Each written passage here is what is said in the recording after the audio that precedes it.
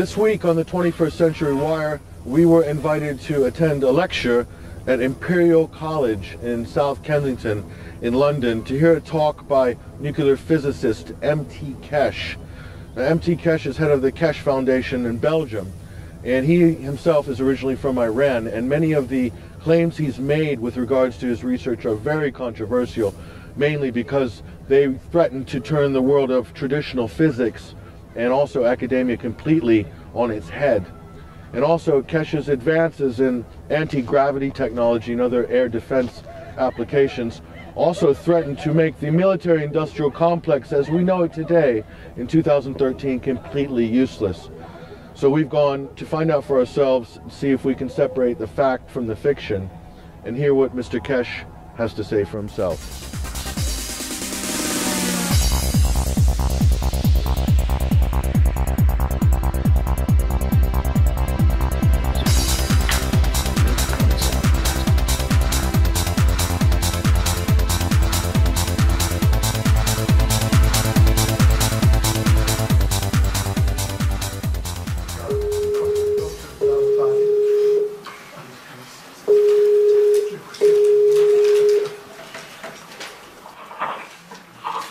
Hello? Yes, good evening, Mr. Keshe. Good evening. Let's just start straight away. Yes. If I could ask you to introduce yourself. Okay. First of all, I would like to say hello to you people at the Imperial College. I have a lot of good memories from the college. I spent a lot of nights sleeping on the sofas and chairs in that university years ago. First of all, I come, as you know, from Iran.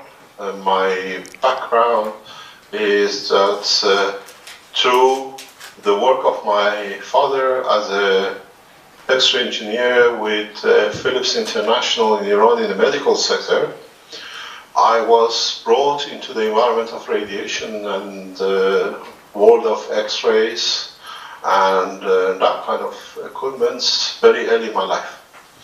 So the question for me from the beginning was, a lot of things don't make sense in what I was told and how the systems were working.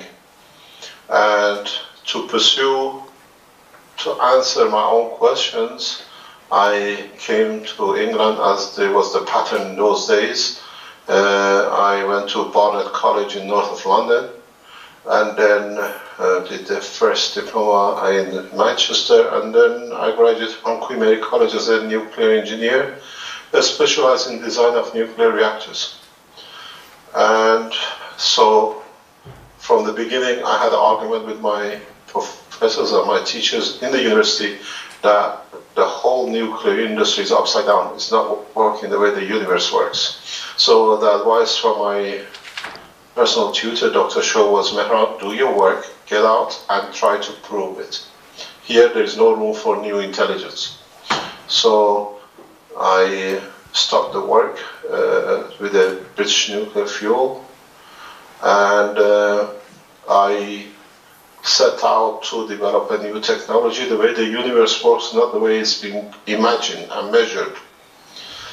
So the consequence has been 20 years of financing personally research, and when I knew I have developed a final position in achieving gravitational magnetic fields, I stopped my commercial activities, and my full-time life has been for past nearly 12 years, totally in developing and finalizing the stages of the system which flies and lives and operates the same as the universe does.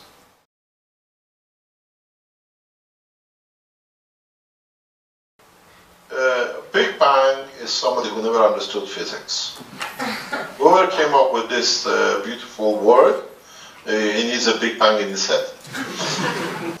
So there was no Big Bang. Big Bang was a very good thing for a guy who wanted to sell some books. And some people couldn't understand more, they accepted it. So it's the same as with the guy who came up with the black hole theory that nothing comes out of the black hole, and then he lost his shirt once he read my paper. I wonder when Professor Hawking is going to come and sue me, because I've shown him, he has taken my paper, he changed his mind the day I received the paper from the Astronomical Society in England on the 8th of July, and funny enough, we published the paper in the book. So these people who come up with these things, they have no concept of physics. As I say, bookkeepers should have stayed bookkeepers, and the people who don't understand physics should have kept their mouth shut.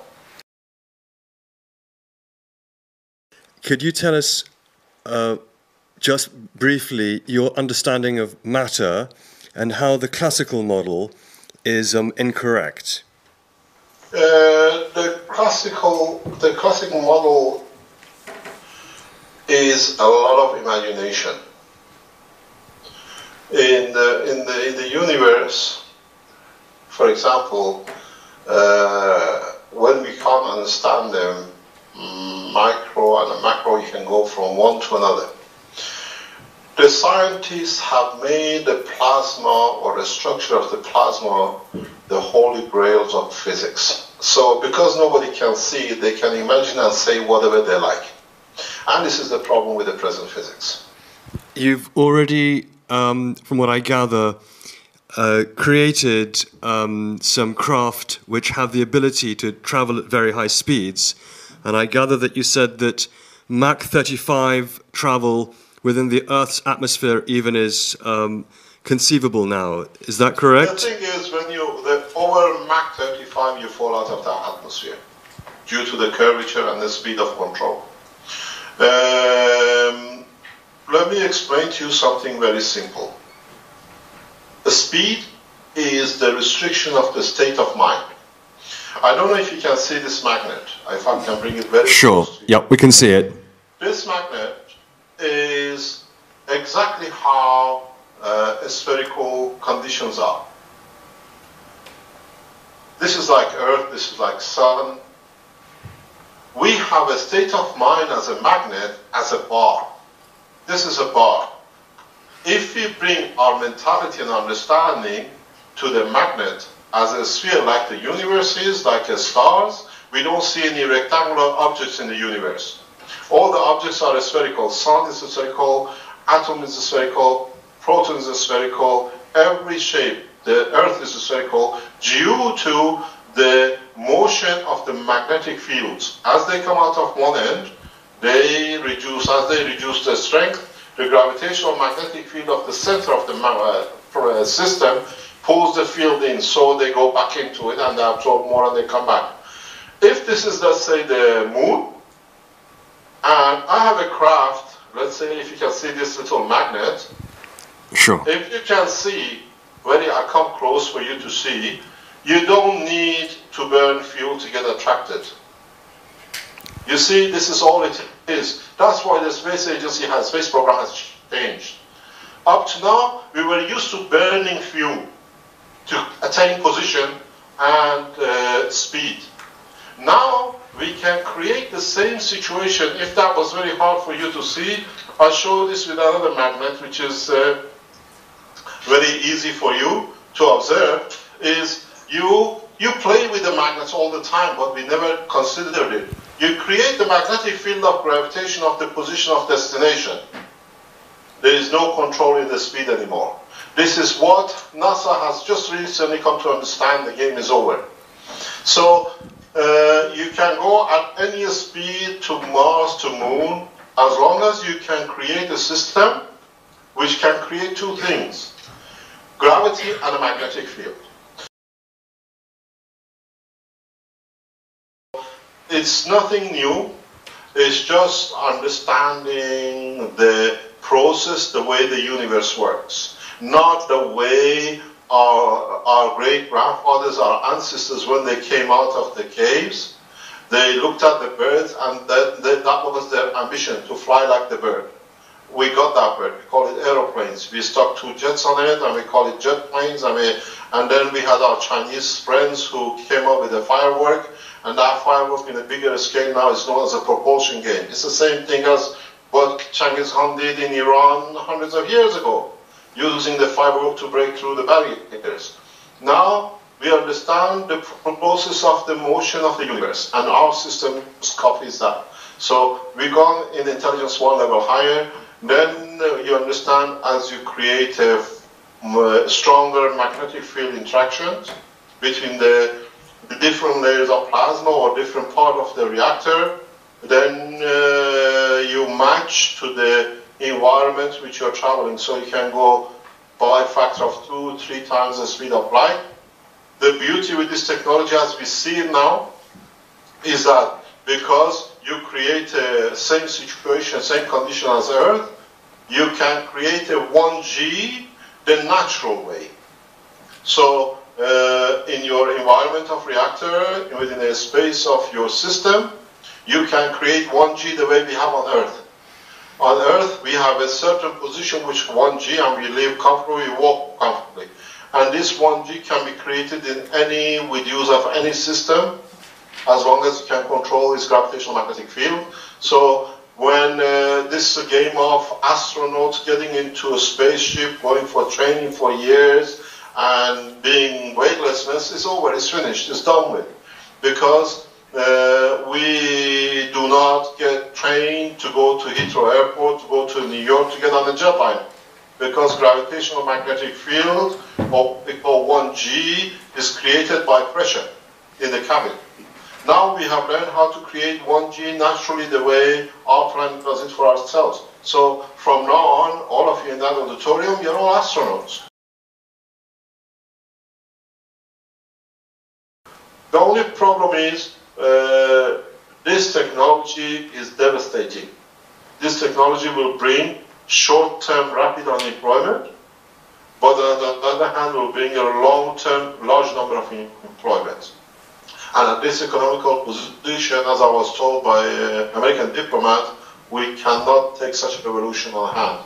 It will be total chaos. But on the other hand, the chaos is out now. People are replicating it and they're building it. I'm sure very soon, within a matter of weeks, you will see European scientists who will deliver the first energy and the space reactors the same as the Iranian government has done. It's in the position, I've seen some systems because I get asked to look at them, and European scientists are not very far to do the first, what do you call it, magravity systems.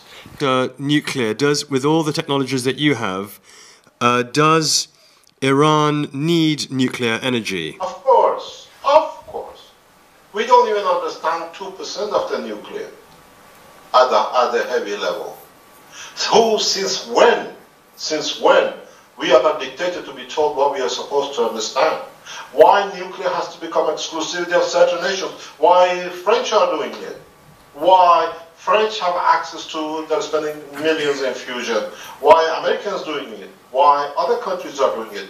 Because something is very simple. I wrote on my forum, are we enemies or friends? How come American, with the help of Israelis, are killing Iranian nuclear physicists on the heavy scale, on the heavy metals, and they ask for finance and help from the Iranian scientists in the plasma level? Because we developed the plasma technology much more advanced. According to United Nations, Iranian nuclear physicists in plasma have been the top 15 leading, they've been for 15 years the top nation in that field. So why not? Because we don't understand, even the British don't understand. I work in nuclear industry in England. Why did we close all the gas power stations? Why there is more research now in England about how to shut down reactors than it was actually to develop them. So nuclear industry is a spectrum. We have to understand everything. It's not exclusive of nations. The nations who make countries like Iran axis of evil because they are producing nuclear technology, which we try to understand, is because they see competition. That's all it is. So Iran become axis of evil due to breaking into this cartel of processing, manufacturing, and assembling of the fuel. So Iran has every right, every other nation has every right, the way the Russians and the Chinese are doing. Also, I gather that from your blogs, Iran is a world leader in isotopes in the medical industry in this respect. Yes, we are. We didn't. We haven't planned it. This, if you read my website, this happened by accident. This reactor was built for Iran during the Shah's regime as a prototype reactor, a university. Don't forget, we in Imperial College, when I was a student, we had our own reactor in the basement of the university. In Iran, it's the same thing. They took when I finished in the university, they took the reactor to my land, and then it was too dangerous in my land in the center of London. Then they dismantled it because it was too dangerous. It was in the basement of nuclear engineering department in the Imperial College. These are the same reactor which Iran has. It was put in there for beginning of teaching of nuclear physics during the Shah regime, and this reactor was used and has been used for prototyping.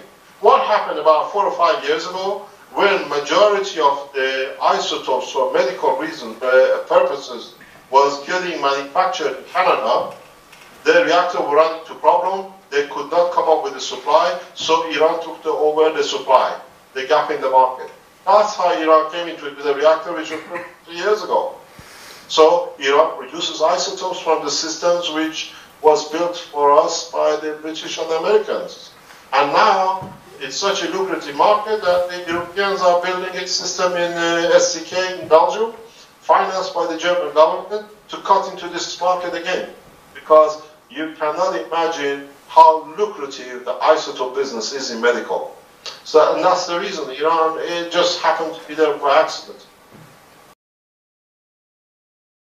What is the creator, if there is one? The creator is us, and we are part of it, and he's part of us. Because if you understand, I just explained in the division of the neutron, then you understand it cannot be anything outside what is us. We are part of it, and it's part of us, because it comes through the division. It's not a physicality, because as you know, in the space technology, we are very advanced, and we have said it and we confirm it, that we are not the only creatures of this universe. So the creation is a natural process in different forms, but from the beginning it comes that we are part of his creator. So there are, in your view, definitely sentient beings on other... No, don't ask my point of view. It's a fact. Thank you. How many countries now have you given your USB stick, as you say? And under... At the moment, there are 15, but there is a plan through the governments who have received it. Within the next 2 months, it will be at least double that. But the 15 nations which have received it cover 65% of the world population. Wow. As you know, on the 21st of April last year, we had the first ambassadorial presentation here in our center, where I'm talking to you from, and a number of ambassadors came. And after the 21st, I received a direct decree by His Excellency President Obama against my foundation on what we showed to the ambassador this technology is going to do. It was, I wrote an open letter, email on my forum, as since the President of the United States make a gagging order for scientists. And as you know, it's well documented on our forum, on the 6th of November, on the American election day, after 3:45, when the American presidential office knew they won the election, they were about to win, we received a request from the American government ambassador that they would like to meet and have the access to the technology on the USB key. And we met with them on the 15th of December by the request of the American government, and we handed over the technology to the American government, and we know it was immediately transferred to NASA for further analysis. But something very interesting, NASA, I have communication, hard copy documents. We've been negotiating with NASA since 1985. The Rasa always told me, that the boys at the top always told me, the problem we have, Mehran, is how are we going to write off 7,000 jobs in proportion lab. This is the problem. Now the problem is the technology is under a few nations, and as you know, a few scientists around the world are duplicating through the patents. So the cat is out of the bag. We are out. It doesn't count by nations. As you know, certain nations have already shown the power of the technology.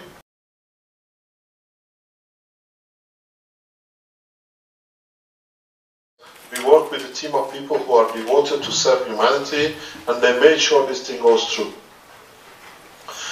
So you tell me about the peace treaty. I tell you one thing, is you who have to make that peace with yourself, then you can do with the rest of it. And it's very simple. The peace treaty has already sit in the White House today. The peace treaty will be in the hand of His Excellency President Ahmadinejad tomorrow or this week. The peace treaty is and will be in the hand of His Eminence the Pope within about 12 days. As we said with our USB stick key, we give the knowledge to every nation. What they do with it is theirs, their responsibility. This peace treaty is the same.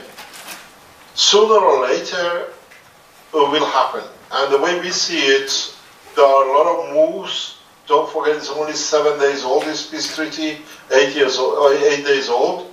And there are moves, and I see in the communication with me, some nations are fighting who's going to hold the 21st of April peace treaty internationally. They say it doesn't matter if our leaders on the 21st of March don't sign, we will sign into it. What does it bring? This peace treaty has brought people who believe in science can change. The problem with Keshe Foundation is for the first time, with an organization like us, we are not talkers. Not only we talk about the peace, but we have the technology and the tool to enforce it. This is the beauty of what we do. When I came back from Iran with the invitation of His Excellency President Ahmadinejad to develop the Iranian spaceship program in 2008, when I announced that Iran has a full spaceship program on 2009, everybody laughed at me. They said the guy is crazy. In last year, the Iranian leaders, they said they have a spaceship program, and they've shown the power of it by capturing the American drone. I explained to the American officials when I handed the key to them, for the first time they understood how they lost their plane. Because you don't need to spend a single gram of fuel. It was a clean-cut capture, and that was it. That was the end of it. But what has it brought? Now, the most advanced space, what do you call it, military technologies has become obsolete. Are you going to pay 20, 30 million to buy a F-18, which can be dismantled from thousands of kilometers by a system which costs less than $100? No. So we've seen how the force, we saw the power of it, we still see it. They stopped us on 25th of November last year to show the technology in public. They came and they sealed and they confiscated everything from us. And the following Saturday, on the 3rd of December, we showed the reactors in public in Belgium for the first time. And I said, for what you did to us last week, blocking us to show, Iran will show the power of this technology very soon. On the 4th, the following day, the American plane was captured. And they said, oh, it's a lot of talk. Well, I'll give you the date. Go on the internet, 3rd of December, on the anniversary of us announcing how the power of this technology is going to be shown, a second plane was captured again. The dates are not coincidence. And as you understand, as I see, I've been told when I was interviewed last week, world leaders are saying who's going to start talking about the space program, the spaceship program, because governments have this technology. Up to now, they didn't know how to run it. Now they know how to run it. But the beauty of it is, this technology has been the cause of even talking peace. Please read not between the line, but the reality of what has happened. On 3rd of December, on the anniversary of our announcing the development of the spaceship program, you had a second capture.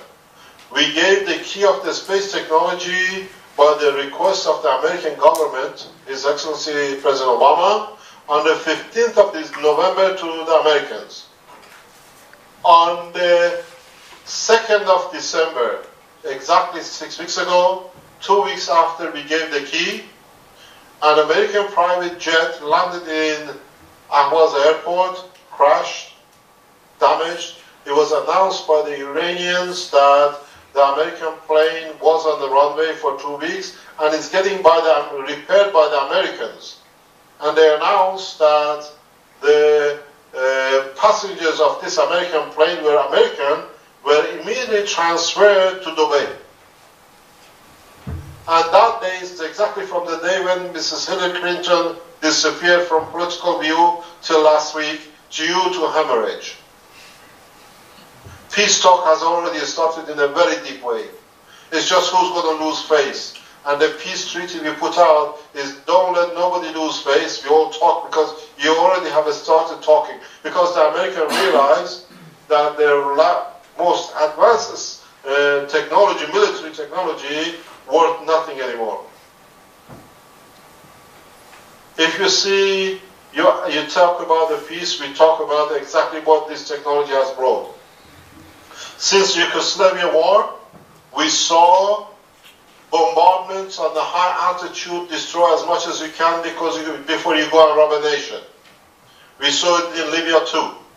It hasn't happened in Syria because Iranian spaceship program is protecting the aerospace and it's shown in some videos you can see. So they has stopped the invasion, it has stopped the attack of what was expected of Israelis on Iran because the information is available, you can check yourself. This technology has already enforcing peace. All we done with the peace treaty, we put it in front of their nose.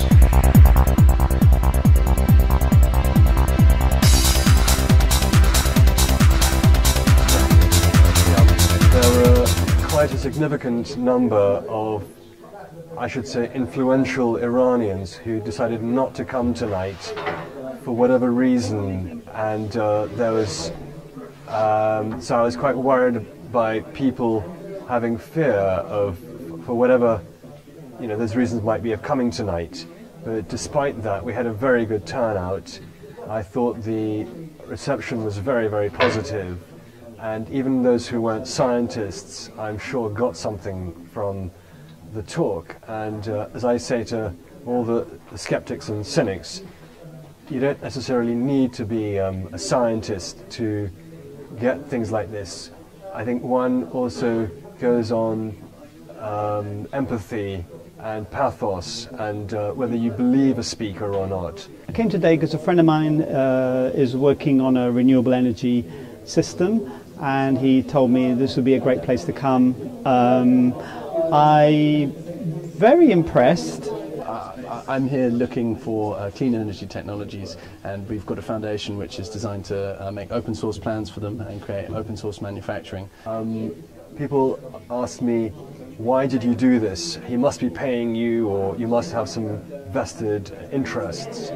I would respond to that by saying, if we all just did things on our vested interests, in some ways how poor we would be.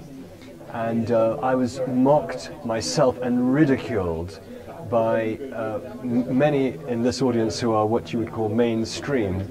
They get their news from corporate media, and I had a lot of stick for doing this, but often being true to yourself and what you think about yourself is really more important than what others think about you. Of truth, passing it through 3 stages. What is it? Is the first one, it is ridiculed. Secondly, it's violently opposed. And third, it's accepted as self-evident. And I'd imagine in some ways that Mr. Keshe has a bit of all three at the moment.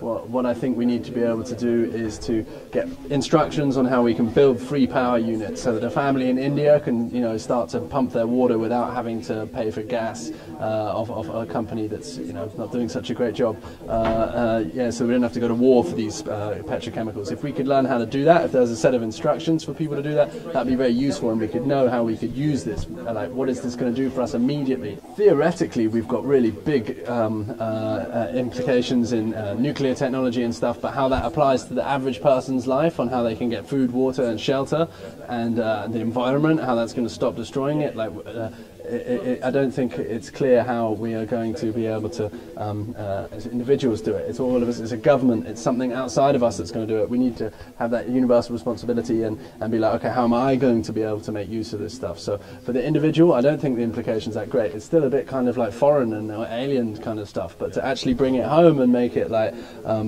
really big implications for our own life, I think that will be when we can know how to use it and work it, and it will be like the power unit in the home or in the car. That's when I think we have a real example that we can go and touch and feel and understand, like we do the combustion engine.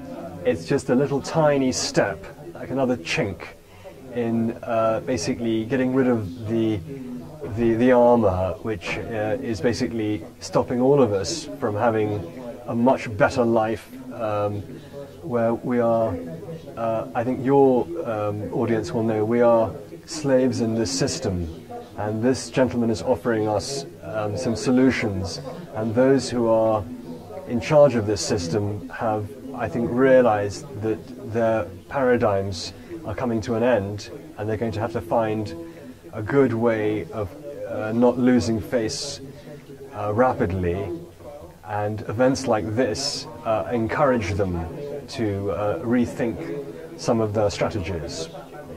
I think it's got very big implications, and when can I get the kit?